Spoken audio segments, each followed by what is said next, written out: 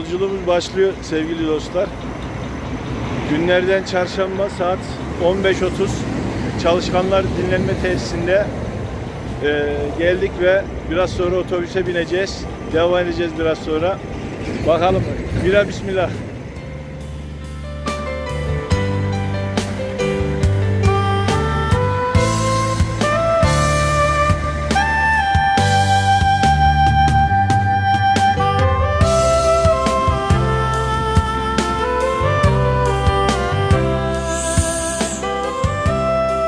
Yolculuğumuz devam ediyor. Şu anda ilk mola yerimizdeyiz. Sungurlu'daki Mavi Ocaklı tesislerine yetiştik. Yolculuk rahat gidiyor. Saat 15.30-15.40 sularında yola çıktık. Şu anda dediğim gibi Sungurlu'dayız. Tesadüf 37-38 nolu koltuklara geldim. Yanım boş. Biraz daha rahat. Güzel bir yolculuk devam ediyor. Evet, görüşmek üzere.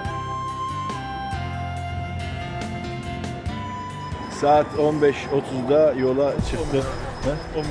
11'e 10 var. Şu anda 22.50 ve Terme'deki ne dinlenir okumuş dinlenme tesislerindeyiz. Ramazan köftesi var şurada, evet. Yolu düşenler yiyebilir. Fakat biz buraya Amazon köftesi yemeye gelmedik. İnşallah Nalçı'ya gidip şaşlık yiyeceğiz. O yüzden mideyi boş tutuyoruz. Şimdi biraz önce Facebook'ta yazdım. Nalçık'tan bir istihbarat geldi. Cihat otobüste mi dediler. Abi otobüste bir adiye var dediler. Vallahi varsa da bilmiyorum, ben tek başıma geliyorum. Kafayı görmüş, tek başıma uyumaya çalışıyorum falan dedim. Cihat'ı yazdım. Cihat meğerse 2 koltuk öndeymiş. Çorum'da binmiş. Cihat merhabası boş. Merhabalar abi, akşamlar. İstihbarat iyi oldu mu diyorum. Denk geldik. İyi oldu abi bence. Yani yoksa hiç arkama bile bakmazdım. Cihat sen ne yapıyorsun? Şöyle kısaca. Ben Nalçık'ta okuyorum abi. Çorumluyum aslen. Bu sene 3. sınıfa başlayacağım. O şekilde işte 2 senem daha var. Öyle. İyi. Biraz Allah işini gücünü rast gelsin. Vallahi bu Çorumlar otobüste de bizi buldu. İşimiz iş vallahi. Arkadaşımız da gene aynı şekilde Nalçık'ta okuyormuş. Burslu yüksek lisans yapıyormuş. Doğru mu? Bursuz pardon. Bursuz yüksek lisans. Hangi bölüm okuyorsun orada? Ortodonti üzerine diş hekimliği. Diş hekimliği. Arkadaşımızla tanışalım. Türkiye'ye döneceksin mi yoksa mesleği orada mı icra etmeyi düşünüyorsun? Büyük ihtimal kalacağım. Kalacağım. Yani tamam. O coğrafyada kalırsan umarım dişim ağrıdığında delikanlının yanına geliriz. Eskiden yolda seni kamerayla çektim diyorum. Böyle %50 indirim yapar inşallah diyormuşum. Nasıl? Senin Cihat ilk gelişin herhalde karayoluyla. Evet, otobüste ilk tecrübem. Şu anlık bir an önce bitmesini istiyorum. Bakalım, yani yormaya başladı şu an ama güzel, yani güzel bir yorgunluk olacağını düşünüyorum. Evet. Senin herhalde 3. gelişindeydin karayoluyla. Evet abi. İyi oldu ya, ben de tek başıma gideceğim, kimseyle konuşmadan kafayı gömüp gideceğim derken böylece iyi oldu. Evet, arkada 3 arkadaş Zeynep Murad'ını dinleyerek gideriz artık. Evet, arkada otobüsümüzü görüyorsunuz. Kısmetse Perşembe akşamı oraya yetişeceğiz diye düşünüyorum, ya da Perşembe günü akşama doğru. Bunlar sınırındaki sıraya bağlı tabii ki. İnşallah biraz kuyruklar azalmıştır. Şimdi o zaman Cihat sen biraz daha çömezsin arkadaşımızın yanında. Gümrükte bana yardımcı olacak hanginiz olacaksınız şimdi? Tamam. Orada çünkü bana nereye gidiyorsun, ne yapıyorsun diye soracaklar. İşte bu işimizi de hallettik. Diş tedavimizi de hallettik inşallah gelecek yıllarda. Görüşmek üzere. Ünye'den selamlar. Şimdi değerli dostlar, biraz önce dedik otobüsteyiz, ilerliyoruz ve Ünye'deki tesislerde kısa bir çay molası, yemek molası verdi kaptanlarımız. Koşturmaca içerisinde bu Ankara'da pek görüşemedik, kendileriyle konuşamadık ama sağ olsun burada bir hasbihal eyleyelim dedik. Daha önce sağ olsun Murat abimiz bol bol kargoları getiriyordu. Keçiören Köprüsü'nü gecenin 4'ünde karşılıyorduk. Öyle sevdiğim bekler gibi Murat abiyi bekleyip kargoları alıyorduk öyle sağ olsun. Oradan bugün de buradaymış, arabadaymış. Osman abimiz var. Diğer abiler de otobüs beraber misiniz abi? Tanışmadık ama şimdi.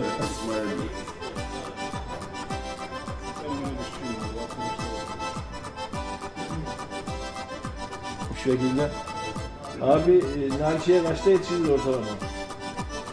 Onun rızkabısı bilir. Allah bilir gene. Bir de Allah, bir de ola. Hayırlısı. Akşama yetişir herhalde.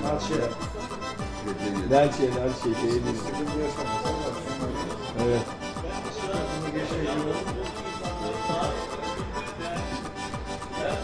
Evet, ilerliyoruz bakalım.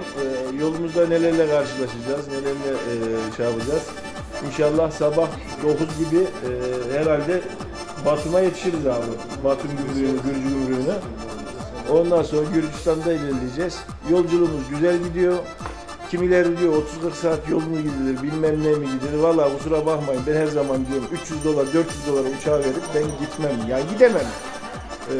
Öyle bir alternatif de var. Hem bagajınızı da güzelce koyuyorsunuz, bilmem neye koyuyorsunuz. Uçağa da güzel bir alternatif şeklinde her zaman dediğim gibi yine demeyi istiyorum. Mustafa abiyle, Suat abiyle selamlarımı yolluyorum. Suat abi özellikle selam.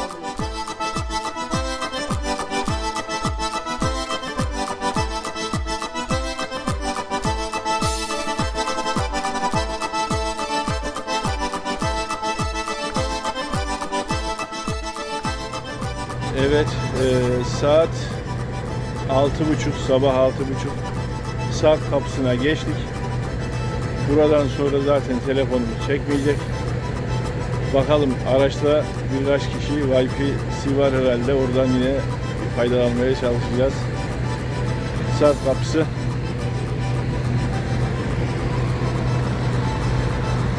Yolculuğumuz iyi geçti şimdiye kadar. Cihat yanıma geldi. Biraz sohbet edeceğiz dedik ama maşallah horul uyuyor Cihat vallahi ya. Yol geçsin diye uyuyor arkadaşlar, gençler. Öyle. Bakalım hadi görüşmek üzere.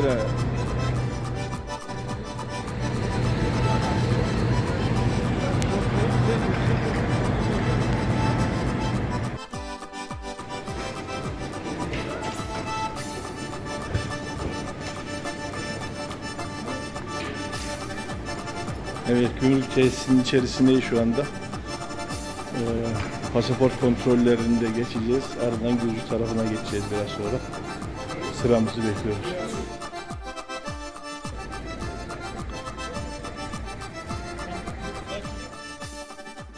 Evet, saatlerimiz 5'i 20 geçiyor ve Gürcistan sınırında geçtik. Gümrük kontrolü, pasaport kontrolüne geçtik. Herhangi bir sıkıntı sunulmuyor, oluşturulmuyor. Daha önce burada bagajlar otobüsün altında hazır geliyordu ama bu uygulama değişmiş. Biraz mesafeyi aşmışlar, biraz terledik ama geçtik. Yolcular bu şekilde bekliyor şimdi. Arabamız gelince bineceğiz. Özellikle şu konuyu da dile getireyim. Kişisel araçlarıyla buraya gelenler olursa burada dolarları alabiliyorlar.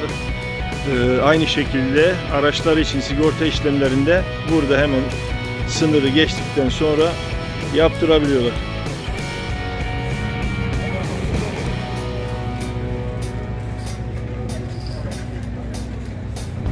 Gürcü kısmı aynı. Daha önceki binaları falan aynı. Sabit duruyor. Güzel tesislerdi. Türk kısmına da yeni tesisler açmışlar ama hareketleri, merdivenleri çalışmıyor. Merdivenler dar. 2 valizi olanlar sıkıntı çekiyor.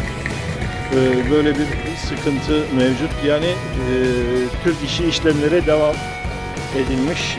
Çalışmayan yürüyen merdivenler falan. O şekilde.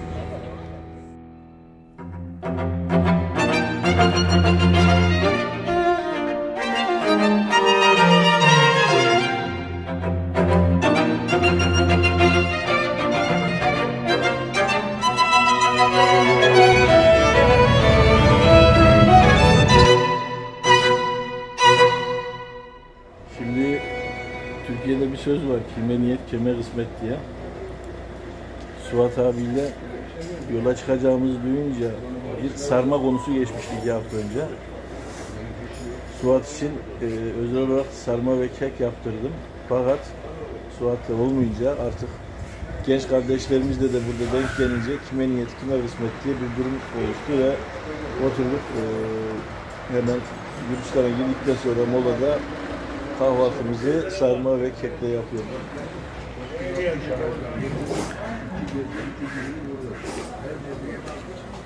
Götür götür ha.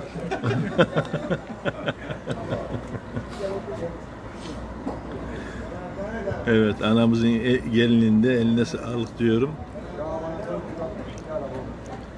Suat abi, Nuhoğlu'da hizmet varsa bizde de hizmet vardı abi, görüyorsun işte ama nasip olmadı. Bak bak senin sarmalar nasıl gidiyor bak, lokum gibi gidiyor vallahi.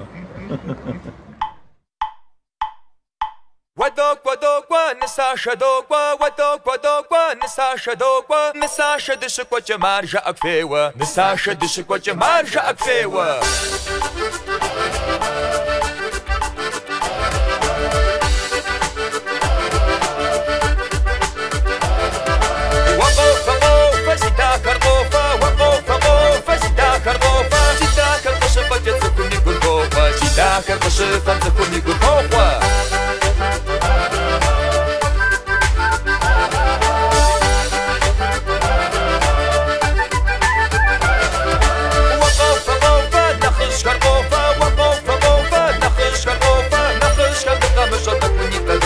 Nakhshkan tqamish ma shu takofa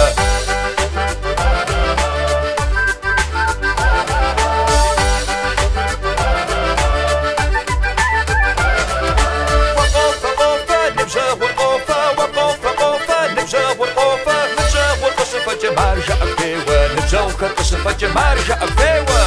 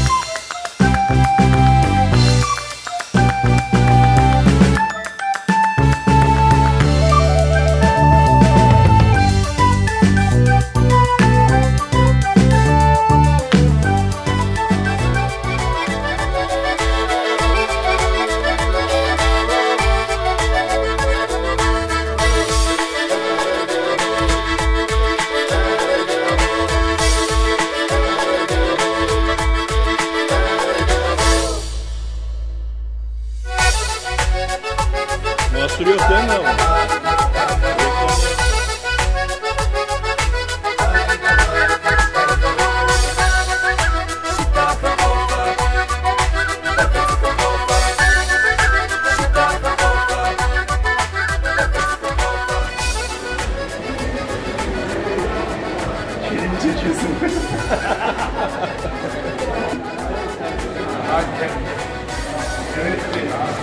Arabayı çekiyor musun? Ama attırıyorum abi. Hemen attırıyorum.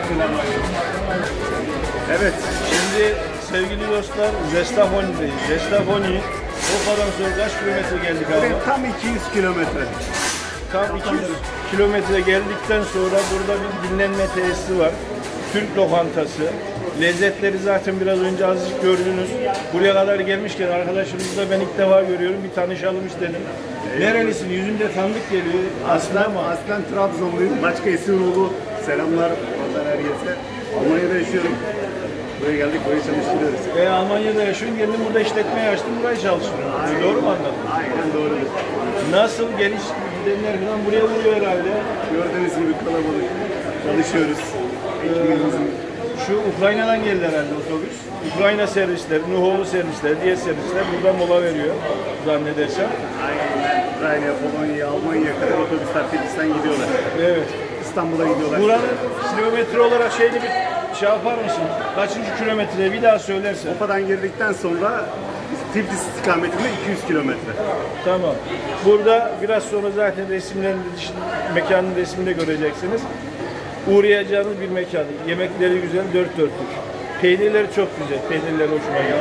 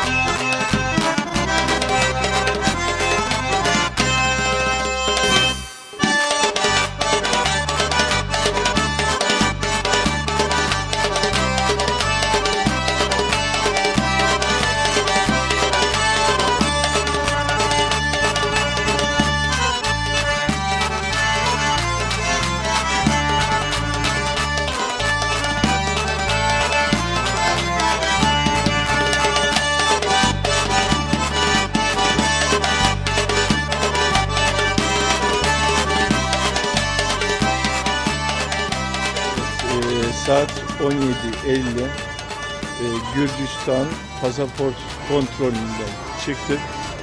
Otobüsümüzü bekliyoruz. Gürcistan'ı burada çıkmış bulunuyoruz. Evet, az ileride de Lars kapısı var. Biraz sonra tekrar otobüsümüze binip devam edeceğiz. Rus gümrük kapısına yetişerek işlemlerimizi yaptıracağız.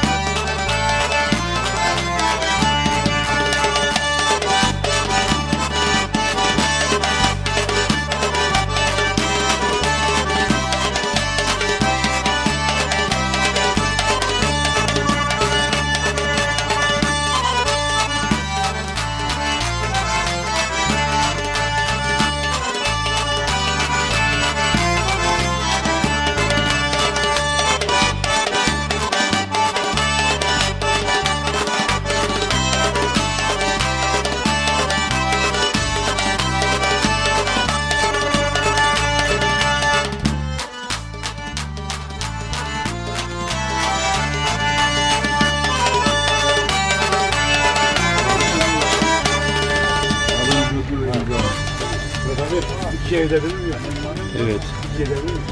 Girişte bu kağıtlardan dolduruluyor. İki taraflı aynı şekilde dolduruluyor.